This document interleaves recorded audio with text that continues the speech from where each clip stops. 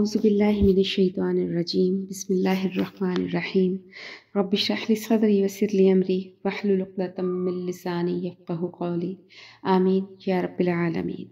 پچھلے سبق میں ذکر چلا آ رہا تھا کہ حضرت مریم کی سرپرستی حضرت زکریا علیہ السلام کی ذمہ تھی۔ انہوں نے ان کی پرورش کی۔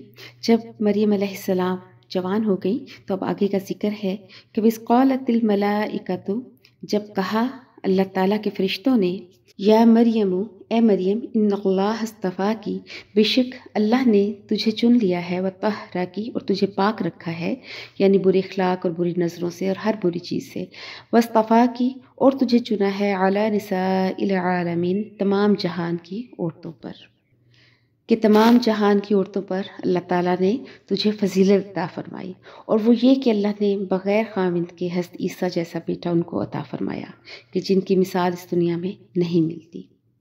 یا مریم اقنتی، اے مریم فرما بردار ہو جا، لی ربی کی، اپنے رب کی، وسجدی، اور سجدہ کر، ورکعی، اور رکوع کر، مع الراکعین، رکوع کرنے والوں کے ساتھ۔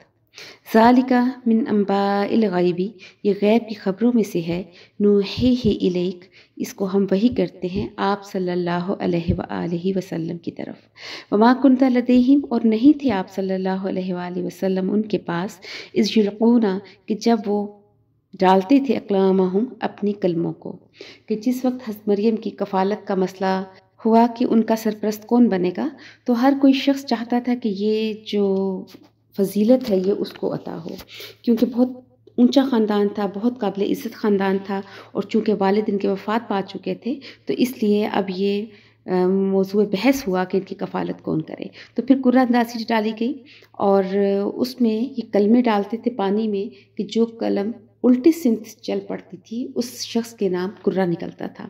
تو کلمے ڈالی گئیں، اور حضرت زکریا علیہ السلام جو ان کے خالو بھی تھے، ان کی قلم کے ذریعے یہ فیصلہ ہوا کہ ان کی کفالت حضرت زکریا علیہ السلام کریں گے۔ اس چیز کا یہاں پر ذکر ہے کہ پھر قرہ اندازی کے لیے جب کلمے پھینکی کہ ایہم یکفل مریم، کہ کون سرپرست بنے گا مریم کا۔ وما کنت لدیہم، اور نہیں تھے آپ صلی اللہ علیہ وآلہ وسلم ان کے پاس، اذ یختصمون، جب وہ آپس میں انہوں نے جھگڑا کیا۔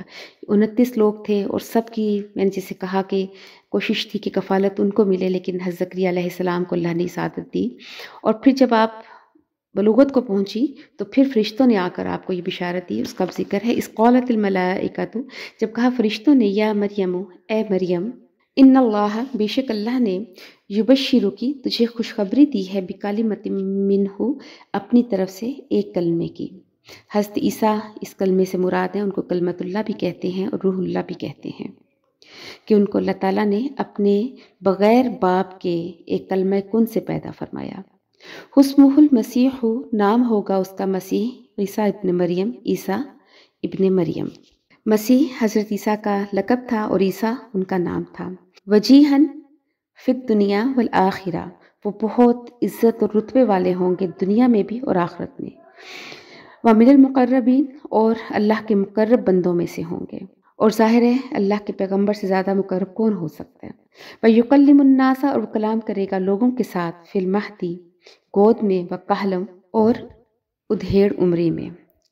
یہ کہولت کا جو یہ لفظ ہے، کیونکہ حضرت عیسیٰ کو 33 سال کی عمر میں آسمان پر اٹھا لیا گیا تھا، اور جو کہولت ہے یہ 40 سال کے بعد آتی ہے۔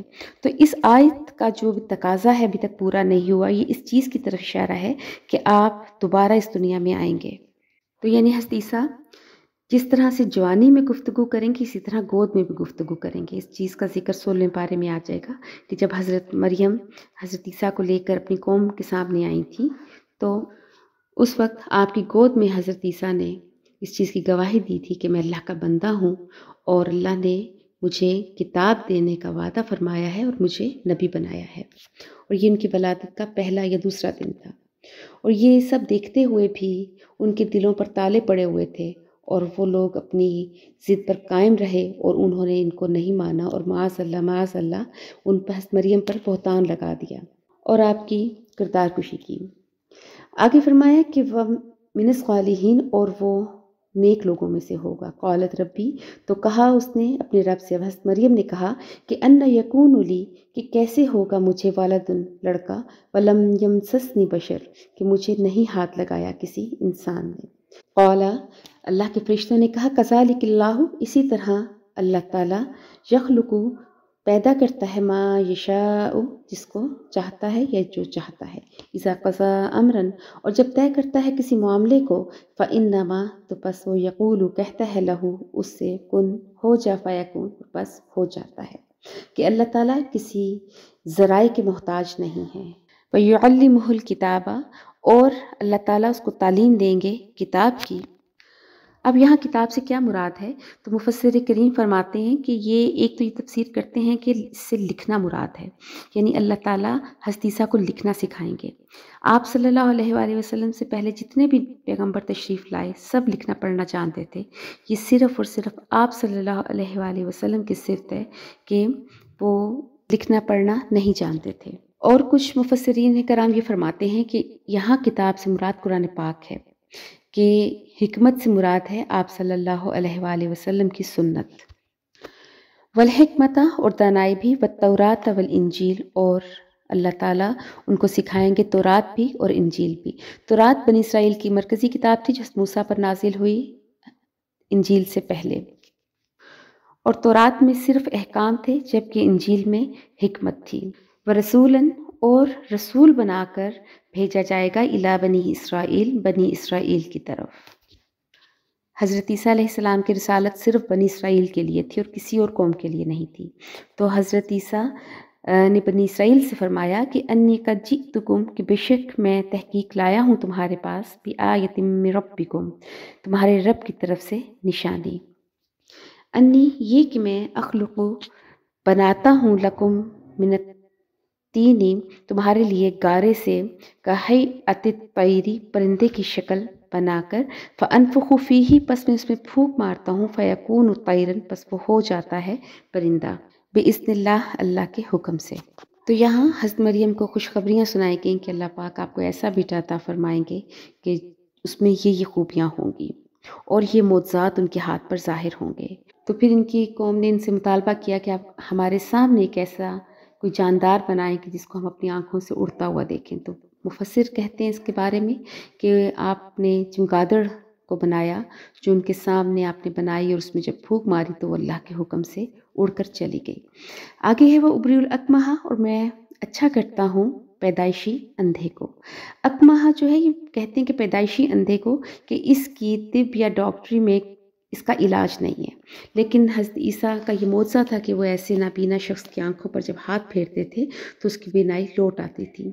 वल अब्रसा, और बर्स वालों को भी ठीक करते थे। तो आप लोगों को पहले तबलीग करते, दावत देते अल्लाह की, और फिर उसके बाद कहते कि अगर मैं तुम्हें ठीक कर दूँ तो क्या तुम ईमान ले आओगे? तो अगर वो इस चीज़ का इकरार करते तो आप उनको ठीक कर देते। व तफसीर जलालीन में भी लिखा हुआ है कि तकरीबन 50,000 आदमियों को आपने अल्लाह के हुक्म से सही किया। फिर फरमाया कि वह अह्यिल मौता, और ज़िंदा करता हूँ मुर्दों को बिइज़्निल्लाह, अल्लाह के हुक्म से। व उनब्बिउकुम बिमा तअकुलून, और मैं तुम्हें ख़बर देता हूँ उस चीज़ की जो तुम खाते हो। व मा तद्दखिरूना, और जो तुम ज़ख़ीरा करते हो, फ़ी बुयूतिकुम, अपने घरों में। ये भी हज़रत ईसा का एक मौजज़ा था कि आपने मुर्दों को भी ज़िंदा किया, और उसके बाद आप लोगों को ये भी बता देते थे कि तुमने अपने घर में क्या क्या चीज़ रखी हुई है, कहाँ रखी हुई है, और तुम लोगों ने कल क्या खाया था। ये बतौर मौजज़ा ये सब बातें थी। इन्ना फ़ी ज़ालिका, बेशक इसमें लआयतल लकुम, एक निशानी है तुम्हारे लिए, इन कुंतुम मुमिनीन, अगर तुम मोमिन हो।